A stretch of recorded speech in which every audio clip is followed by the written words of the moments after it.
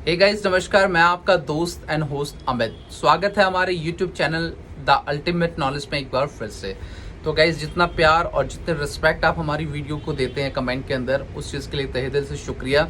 और हमें हौसला मिलता है आपके कमेंट से और आपके लाइक से और आपके सब्सक्रिप्शन से कि हम आगे चल के एक कॉन्सेप्ट या कॉन्सेप्चुअल्स एक अच्छा सा वीडियो आप लोगों के लिए क्रिएट कर सके, ताकि आप लोगों को बहुत अच्छी नॉलेज हो सके। तो चलिए guys, without wasting our time हम अपनी वीडियो को आगे बढ़ाते हैं और इस इम्पोर्टेंट टॉपिक पर आपको जो है बहुत ही ज़्यादा एक अच्छी इन्फॉर्मेशन देने वाले हैं। तो guys be ready for this. तो गाइज, आज का जो हमारा टॉपिक है वो है BCI के एग्ज़ाम पर, बार काउंसिलिंग ऑफ इंडिया का जो एग्ज़ाम होता है। जो भी स्टूडेंट अपनी ज़िंदगी के अंदर लॉ में प्रैक्टिस करना चाहते हैं तो उसके लिए ये एग्ज़ाम देना बहुत ही ज़रूरी है। और ये एग्ज़ाम साल में 2 बार जो है बार काउंसिलिंग ऑफ इंडिया के द्वारा कंडक्ट कराया जाता है। जो भी स्टूडेंट फाइनल सेमेस्टर में या फाइनल ईयर पास आउट कर चुका है तो उस स्टूडेंट को ये एग्ज़ाम देना इंडिया के अंदर मैंडेटरी है। इसी के बेस पर पर्टिकुलर स्टूडेंट अपनी जो प्रैक्टिस है, एक लीगल प्रैक्टिस है कोर्ट में, चाहे वो लोअर कोर्ट है, चाहे वो सेशन कोर्ट है, चाहे वो आपका हाई कोर्ट है, उसमें क्या है वो कंटिन्यूशन कर सकता है। विदाउट इसके वो नहीं कर पाएगा। तो गाइज देखिए, आप सोच रहे होंगे कि BCI को ये एग्ज़ाम लेने की क्या पड़ी, जब 3 साल हम स्टूडेंट इतनी जी तोड़ मेहनत करते हैं, उसके बाद फिर एक टेस्ट और देना पड़ता है। तो ये बात कुछ समझ में नहीं आई।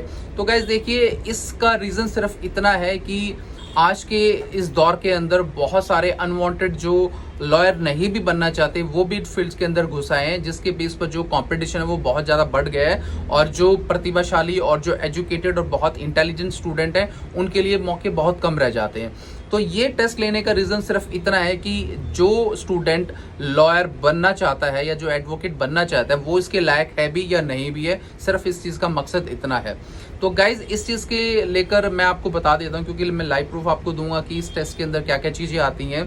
क्योंकि मैंने जब ये एग्ज़ाम दिया था वो सारी चीज़ें वहाँ पर ऑब्जर्वेशन किया था और फर्स्ट अटैम्प्ट में ही मैंने इस एग्ज़ाम को क्लियर कर दिया था, आज से कई साल पहले। तो गाइज, आप रेडी रहिए, पेन कॉपी लेके मैं सारी इन्फॉर्मेशन आपको देने वाला हूँ बार काउंसिलिंग ऑफ इंडिया के एग्ज़ाम की अभी एंड नाउ। तो गाइज, सबसे पहले देखिए कि 100 नंबर का ये मार्क्स का ये क्वेश्चन आपका आता है, जो आपका ऑब्जेक्टिव टाइप होता है। और OMR शीट पर जैसे आप कोई भी कंपटीशन एग्जाम देते हैं तो जो गोल सर्कल में आपको राउंड ऑफ करना होता है बॉल पेन से, इसमें भी सेम आपको ऐसे ही करना पड़ेगा। और जो 100 क्वेश्चंस होंगे, एक क्वेश्चन इंग्लिश में होगा, दूसरा क्वेश्चन आपका हिंदी में होगा, और इसमें कुछ और लैंग्वेज में भी आप एग्जाम्स दे सकते हैं। वो BCI की साइट पे जाकर आप उसको रीड आउट कर सकते हैं कि किस लैंग्वेज में आप अपने एग्जाम को प्रेफर करना चाहते हो, उसी हिसाब से वो एग्जाम आपका आ सकता है। कुछ लिमिटेड लैंग्वेज है। तो गाइज, 100 मार्क्स का ये क्वेश्चन है जिसमें हिंदी और इंग्लिश में आपका मोस्टली एग्जाम आता है। और जनरल कैटेगरी के स्टूडेंट को इसमें से 100 में से 40 मार्क्स लेने होते हैं इस एग्जाम को क्वालिफाई करने के लिए।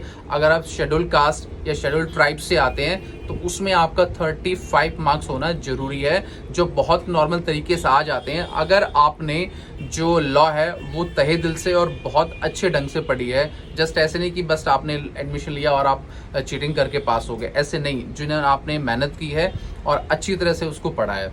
तो गाइज, इसके लिए मैं आपको बता देता हूँ, सबसे पहले क्या है कि ये एग्ज़ाम साल में 2 बार बार काउंसिलिंग ऑफ इंडिया के द्वारा कंडक्ट कराया जाता है।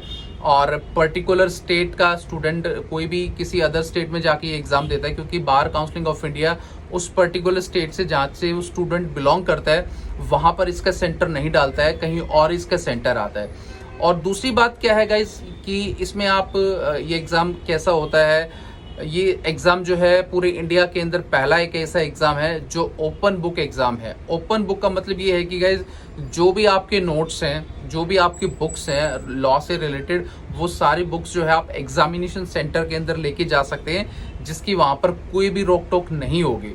दूसरी चीज़ क्या है गाइज, आपकी वहाँ पर आपका मोबाइल, इंटरनेट, कोई भी इक्विपमेंट जो है वो अलाउड नहीं होगा। जस्ट आपकी बुक्स, आपका आई कार्ड और आपका ID प्रूफ और आपका बॉल पेन ही सिर्फ वहाँ पर वैलिड होगा, बाकी कोई भी चीज़ वहाँ पर आप लेकर नहीं जा सकते हो। दूसरी चीज़ क्या है कि गाइज, जब मैंने ये एग्ज़ाम दिया था तो उस टाइम ये कोविड-19 नहीं था, क्योंकि अभी तो सोशल डिस्टेंसिंग और ये चीज़ बहुत ज़रूरी है। 2020 में ये एग्ज़ाम अगर होता है तो पहले क्या था कि एक बेंचेस के ऊपर 2 स्टूडेंट को बिठाया जाता था, यानी कि 1 और 2। अभी क्या होगा कि एक बेंच पे हो सकता है 1 स्टूडेंट को बिठाया जाए, या फिर एक बेंच पर 1 स्टूडेंट, एक छोड़कर दूसरे पर एक स्टूडेंट को और बिठाया जाए, मतलब ऐसे भी डिस्टेंसिंग रखी जा सकती है। इस एग्जाम के अंदर टोटल 4 सेट आते हैं, ए सेट, बी सेट, सी सेट और डी सेट।